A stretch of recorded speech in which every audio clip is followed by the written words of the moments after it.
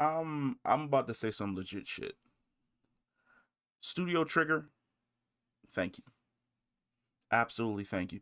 Thank you for being the quirky studio that gives heart and soul to the characters that you create while also putting dope ass tracks in your anime.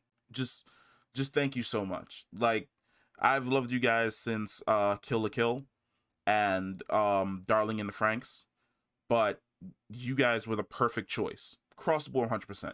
The absolute perfect choice for this anime. This anime is the story I wish that people had gotten for the Cyberpunk game, where I feel as though the anime perfectly captures just the fucked up dystopia that Night City actually is. And it's something that the game sometimes captures, but for the most part, it's left to you, the player, to go around the game and experience it for yourself. The main story doesn't really capture just how crazy living in Night City is. This game is basically what I feel like that 2 year skip period, or maybe it was like a 6 month skip period, that V and Jackie go on that we see in a montage, but then we don't actually get. That is what this game is. This game perfectly encapsulates what I think the Cyberpunk 2770 game was trying to essentially do and be. First off, characters just off the bat. We've got David Martinez, way better character than V. V if V's story started off like David's, where you're just like this young kid trying to make it in Night City, figure out what exactly it is that you want to be, all this different types of pressure. And as like you're playing through his early days, you run into that bully who beats the who beats the absolute dog shit out of him, and you kind of get a glimpse to how exactly the world operates, and then you run into the edge running crew and all this other messed up stuff happens. I feel as though overall people would have loved the Cyberpunk game way more initially than they do currently, because David is the perfect but David Martinez is the perfect character, and then he's assisted by just this great cast of other characters, such as Lucy, who plays like that I have a dark past, that is in some way, shape, or form is going to define the main story.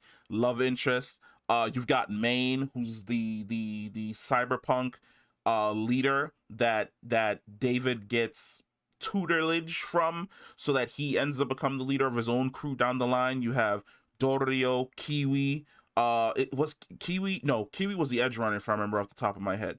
I think Rebecca was, yeah, Rebecca's the lolly. I gotta give it to Cyberpunk for making me give a shit about this character and being absolutely fucking just upset with this. Was an emotional roller coaster. I can't even get my words out. Okay, like I wanted to cry at the end of this anime, and if you can get me to almost be on the verge of tears with the music selection and the character's arc and everything that's going on in your final act, you have won.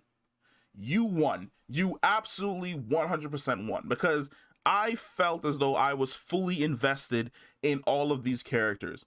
And of course, because this is a tie-in to the game, you know that most of these people are not going to survive to the end of this. But the ending was just so bittersweet across the board that it truly got me choked up.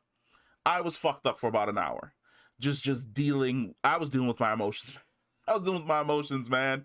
Like I didn't expect this anime to hit me in the chest the way in which it did. I really thought it was just going to be like this simple spin-off tie-in that was just going to drum up some interest in the game. And I sat down and I watched this, and I instantaneously wanted the game to be more like this anime. I love the fact that they pulled a lot of the things that you saw in the game, such as the way in which edge runners see the world, the fact that like being a hacker and being able to hack into somebody's cybernetics cyberpsychosis, all that type of stuff. Dope as fuck. Absolutely fucking love it. And I love the fact that this has caused people to become interested in going out and actually sitting down and playing Cyberpunk 2077, because it is a stellar game. I just wish that its main story was as good as Edgerunners. If I really don't want to spoil anything, I really want people to just go sit down, watch Edgerunners, and enjoy the entire run. I'm hoping we end up getting more from CD Projekt Red and Studio Trigger in the form of Edgerunners, because I feel as though there are dozens of stories that can be told inside of the Cyberpunk universe.